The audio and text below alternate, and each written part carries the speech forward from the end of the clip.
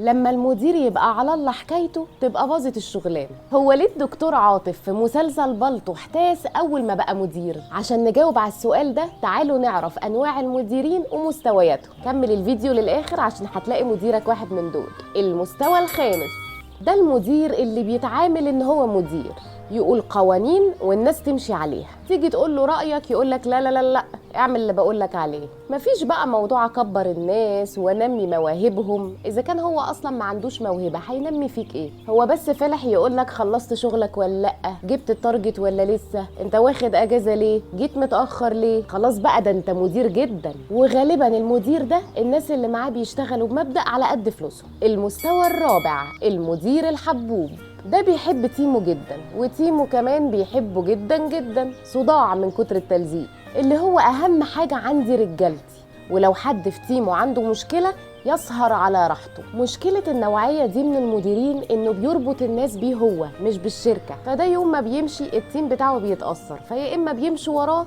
يا اما مستواهم بيقل شوية، ويا عيني على المدير اللي جاي بعده. المستوى الثالث مدير الارقام، يعني يا باشا الكوره جوان، مش مشكله خالص انك بتشتغل 20 ساعه في اليوم، انما لو ما حققتش التارجت فولا ليها لازمه. الراجل ده اهم حاجه عنده يشوف نتائج وبس.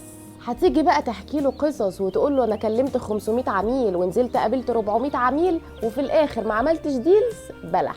هو مش عايز يعرف انت بتعمل ايه، الاهم بالنسبه له انت بعت بكام. ميزته الصراحه انه حقاني، يعني انت بتعمل ارقام اهلا بيك، ما بتعملش الباب يفوت جنب، او بمعنى اصح الفرخه اللي ما بتبيضش.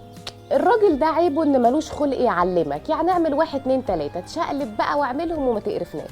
المستوى التاني ده راجل برنس، ده راجل بيحب يطور في الناس اللي معاه، والله هو يعلمك او يبعتك تاخد كورسات، المهم ان انت تكون افضل. ما هو لما انت تتطور كامكانيات الشغل هيكون احسن. والراجل ده بيحب قوي التيم وورك، يعني كل الناس تشتغل مع بعض علشان نحقق احسن نتائج. يحب كده يستثمر في اللي حواليه ويتبسط قوي لو التيم بتاعه نجح او حد منهم اترقى، يحس انه راجل ناجح كده. المستوى الاول المدير التوب، القمه.